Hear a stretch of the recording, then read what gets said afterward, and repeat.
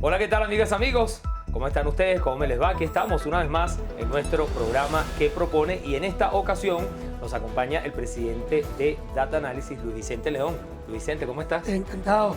Bueno, estábamos previo a la grabación del programa sacando el pan del horno. Salieron en campo hace poco. Sí, bueno, estamos haciendo encuestas prácticamente mensual, ¿no? En términos nacionales. La última encuesta es nuestra encuesta del mes de noviembre, que acaba de ser básicamente enviada a clientes apenas ayer. Estamos muy recientes, porque es la primera encuesta posterior a la elección primaria. Ok. Lo que podamos hablar, entiendo que hay compromiso con los clientes, pero sin duda estoy seguro que muchos televidentes pues quieren saber qué están diciendo las encuestas, aunque las encuestas siguen teniendo credibilidad. La gente dice, no, eso no sirve. Bueno, depende, ¿no? Obviamente que tú vas a tener de todo, como en todas las cosas, ¿no? Hay gente que siempre te va a decir que la encuesta está manipulada, sesgada, o que no sirve también como instrumento de medición. En verdad, todo tiene algo de sentido, porque primero, encuestas. Las encuestas pueden haber encuestadores, y en efecto, en cualquier campaña, tú vas a tener algunas encuestas que son falsas, que son encuestas de campaña. Muchos candidatos creen que ellos pueden manipular la opinión pública produciendo información que les favorezca en el campo. Entonces, bueno, contratan gente que puede hacer eso, que informa y pone datos que son absolutamente irreales. Hay una encuesta que le da 60% a Maduro. Eso, Sí, en la de ustedes, ¿tienen esos números? Es bastante distinto. En efecto, podríamos decir que en este momento, más bien Maduro debería tener el peor momento de popularidad en toda la historia. Está en su peor momento. En la historia del chavismo. Es decir, es el nivel más bajo que nosotros hemos medido. Pero bueno. ¿Cuánto tiene? Es que lo que pasa es que es muy difícil porque nosotros hacemos una evaluación muy amplia. Tú haces encuestas de popularidad, encuestas de disposición de voto. Entonces vamos por puntos, pero ¿cuánto tiene en popularidad? Maduro tiene en evaluación de gestión cerca de 20% en este momento. ¿En intención de voto? Entonces ahí es más complejo porque hay una parte del chavismo que todavía no está dispuesta necesariamente a votar por Maduro. Entonces la popularidad se reduce un poco. ¿Cuánto es un poco? ¿18, 15? No, sí, por el entorno del 15%. Es que no te puedo dar datos muy exactos, porque de nuevo forman parte de la encuesta privada y están todavía en época de protección. Pero en todo caso, en esos órdenes, básicamente está la popularidad de Maduro. Ahora, tú puedes tener encuestadoras que te dan cualquier cosa, pero no son las encuestadoras importantes de Venezuela. Es decir, a ver, tú tienes que ser demasiado torpe como para que tú, en una encuestadora que tiene 35 años, y hay muchas que tienen, incluso hay encuestadoras en Venezuela con más, y que estamos presentes en todos los proyectos electorales, en todos los procesos, tú manipulas un dato cuando todo el mundo en breve va a saber que es mentira. Ahora, Data Analysis acertó en la participación de la primaria? Bueno, la encuesta... ¿O superó lo que se preveía? Fíjate que eso es una muy buena pregunta. La encuesta fue bastante buena. En la publicación que nosotros hicimos te daba cerca de 14% de participación. 14% de participación sobre el total de los electores. Es un número que se parece relativamente a lo que ocurrió. Es decir, fue como 13. Más bien, la encuesta sobreestimaba un poco la participación. Sin embargo, nosotros, con la encuesta que te decía que esa era la votación, pensábamos que iba a votar mucho menos. ¿Por qué? Esta ya no es la encuesta, claro, es la interpretación o análisis que nosotros hacemos. Porque en verdad, primero, tenías un problema operativo.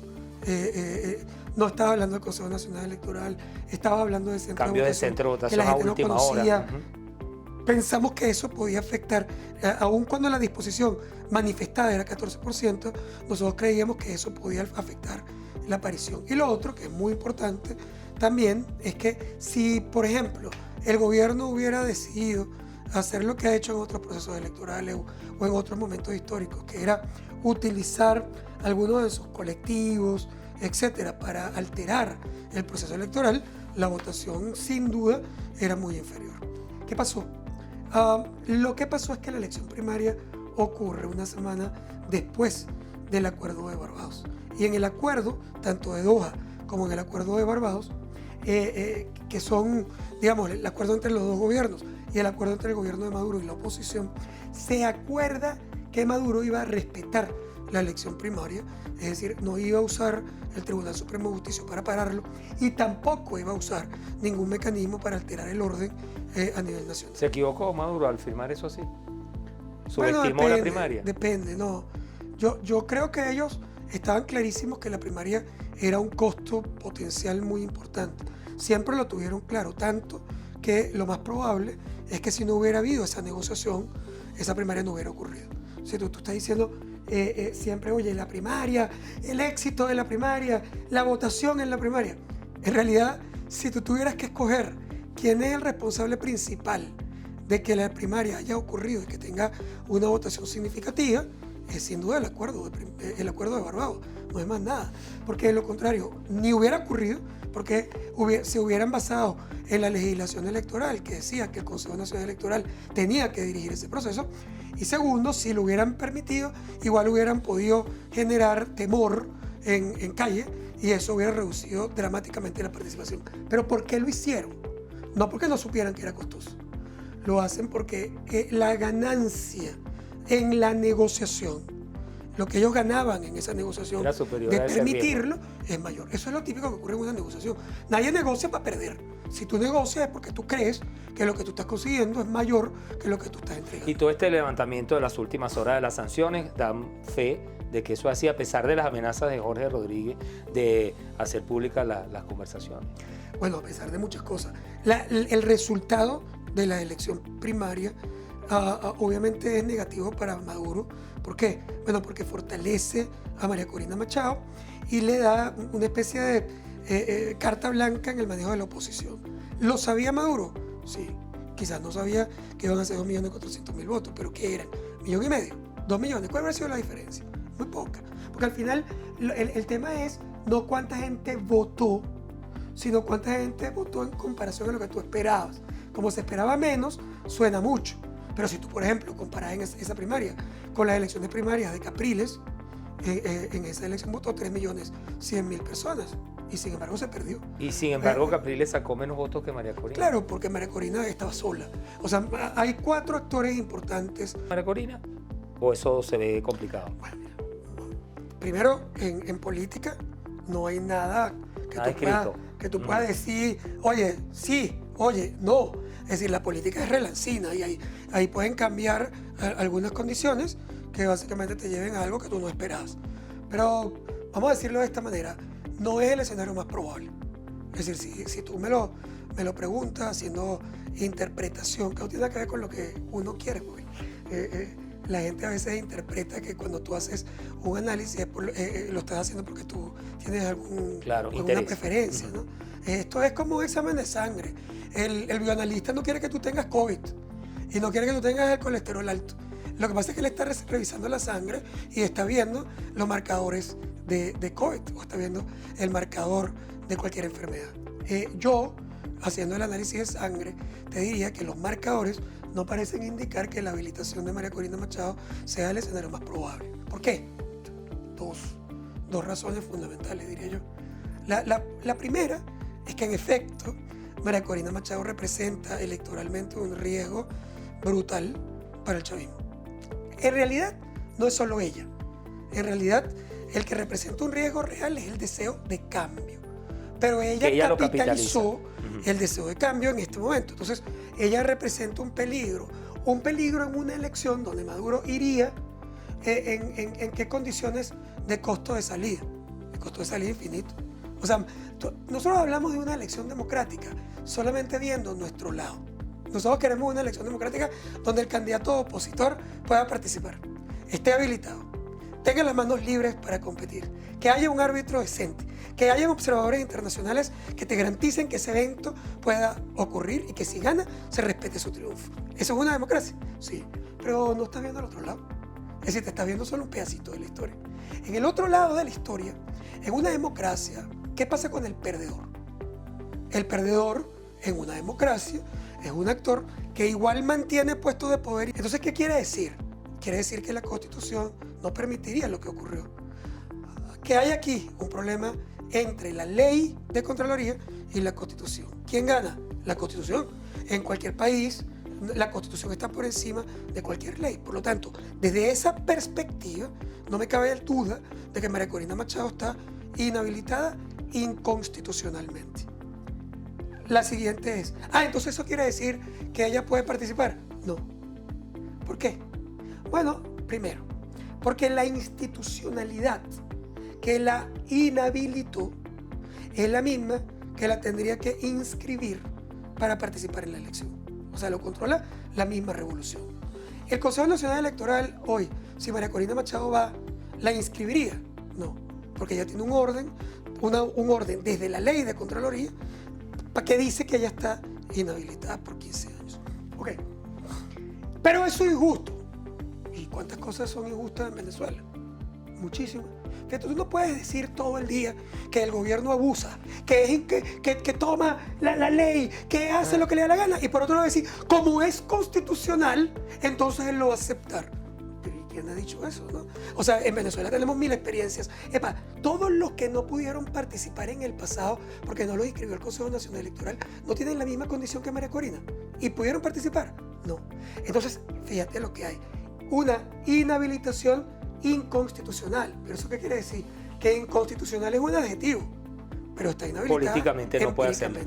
Pero quiero aprovechar al máximo el tiempo porque se me pasan los minutos y no quiero dejar de preguntar. ¿Midieron sobre el Esequibo? ¿La participación del Esequibo? ¿Es igual, es superior a la de la...? No, a ver, lo que pasa es que como el Esequibo no es una elección, digamos, presidencial o una elección donde fuera tan relevante saber específicamente cuántos van a votar, solo está hecho la pregunta de disposición.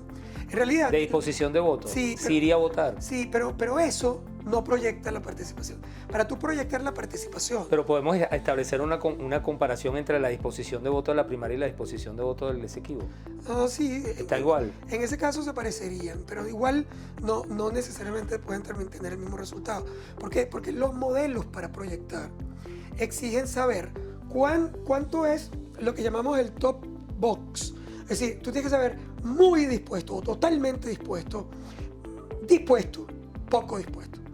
Con el top box, que solo el que está completamente seguro se hace. Se hace normalmente. ¿Cuántos están seguros de ir a votar? No, es que no se hizo la pregunta. Solo se hizo una pregunta general. Genérica. Entonces, claro, no puedo proyectar, pero en efecto, lo que te podría decir es que en este momento, en la encuesta, el país se divide en dos partes prácticamente iguales. 40 y 40, más o menos. ¿Cuánto tiene de intención de voto María Corina en este momento? María Corina Machado tiene... no te voy a dar ese dato porque no puedo, pero te voy a decir que con respecto a su disposición de voto, que era una disposición de voto mayoritaria, era la número 1, después de la elección primaria logra subir cerca de 18 puntos porcentuales. ¿Está bastante lejos de Maduro? Muy lejos, es completamente incomparable. De hecho, entre María Corina y Maduro está de segundo Benjamín Rousseff, o sea que más de la distancia. Pero ¿no? También está lejos Benjamín de María Corina. Todo está lejos de María Corina. Todo, ninguna. María Corina Machado tiene unos números que no habían tenido políticos desde el año de la época de Chávez. No. A ver, en Venezuela han habido varios momentos en que los líderes asumen posiciones muy importantes, ¿no? O sea, en algún momento determinado Capriles llegó a tener una posición equivalente. En otro momento Leopoldo López llegó a tener, aunque no pudo ejecutar su candidatura porque estaba inhabilitado, que un poco esto que estamos viendo, él tenía una posición privilegiada. Ni hablar Guaidó, que llegó a tener quizás más incluso que María Corina Machado en el entorno de aquel momento cuando es nombrado presidente interino. Hay un escenario que María Corina ha negado, pero que le habla en el oído y le susurra mucho, que es la posibilidad de que ella invista a alguien, le monte la mano. ¿Han medido eso? Si algún outsider que tenga el apoyo de María Corina, o sea, podría capitalizar algo de esa popularidad. Claro que lo hemos medido. Claro, no lo hemos medido con nombre y apellido de ese outsider, sino en genérico. ¿Cuán dispuesto estaría a votar por un candidato nombrado por María Corina ante su inhabilitación? Un genérico siempre es muy débil, pero ahí el endoso, digamos, sigue siendo el primero. El candidato investido seguiría siendo un candidato favorito, pero pierde cerca de 20 puntos contra María Corina. Es decir, es importante, pero no es igual. Claro, no capitaliza la popularidad que tiene María Pero Corina. bueno, pero de todas maneras, Pero claro, sigue siendo el primero y sigue teniendo una votación relevante. Entonces, siempre es importantísimo, ¿no? Yo diría que María Corina Machado no deja de ser, sin duda, un factor de preocupación para el chavismo, no solo en su candidatura, sino en su capacidad de endosar cierta fuerza a cualquier candidato. Porque, de nuevo, el problema de Maduro no es María Corina, es la disposición de cambio. vamos a hablar al regreso, porque tenemos que hacer nuevamente la pausa, sobre cómo quedó la oposición después del triunfo de María Corina. Siempre ha sido una oposición fragmentada, pero sí María Corina ha logrado poner orden en la ebriedad. Nos va a responder en la siguiente parte. Ya venimos. La elección primaria pulveriza el respaldo popular del resto de los partidos y líderes. No hay nadie tan fuerte como para retar a María Corina Machado dentro de la oposición. Continuamos, amigas, amigos, con más de qué propone ya en la última parte del programa. Y bueno, queremos saber, hablábamos de un candidato que si María Corina le pone la mano, ¿qué tal le va? No le iría tan mal. En el caso del chavismo, ¿hay alguna figura del chavismo que esté en unas condiciones mejores que Maduro? En términos de popularidad, sí. En términos de disposición de voto, no. Son popularidades. ¿Cómo evalúas tú la labor de esa persona por el bienestar del país? Es empatía. En empatía, por ejemplo, Rafael Lacaba está validando esa elección, que fue lo que ocurrió muchísimas veces en el pasado. Entonces ocurrió en el caso de Falcón. Resulta que llegas al 50% de abstención o al 60% de abstención. ¿Qué pasa? Que tú, ese 50 se te convierte en la mitad o menos. Y mi mitad, en cambio, es completa. ¿Puso orden en la ebriedad María Corina en la oposición después de ese triunfo? ¿O eso está por verse? No, eso todavía es muy temprano. Mucho. A ver, lo que es verdad es que la elección primaria pulveriza el respaldo popular del resto de los partidos y líderes. No hay nadie tan fuerte como para retar a María Corina Machado dentro de la oposición. Es el líder indiscutible de la oposición. Y por supuesto eso le permite tomar algunas decisiones. Ahora, habría que ver qué pasa ahora, porque de nuevo, todos estamos hablando de María Corina como si fuera un candidato convencional. Y tenemos que partir de la premisa de que es un candidato inhabilitado, no importa el adjetivo. Y eso significa que al final, la gran pregunta es, ¿tiene la capacidad María Corina de llegar hasta el final en verdad y lograr que la habiliten? Está peludo. ¿Por qué? Porque el gobierno la ve como un riesgo y segundo, también fracturaría al chavismo. Si Maduro decide habilitar a María Corina, ¿qué pasa con los chavistas radicales que dicen que María Corina fue a la OEA? No dicen, eso pasó. Es decir, que María Corina fue a la OEA con su investidura de diputado, se montó en el estrado en el derecho de palabra de Panamá y pidió una invasión militar a Venezuela para sacar a Chávez por la fuerza. Eso pasó. Eso no lo inventaron. Y el chavismo, imagínate tú, los chavistas dogmáticos sobre eso. ¿Puede haber algo peor?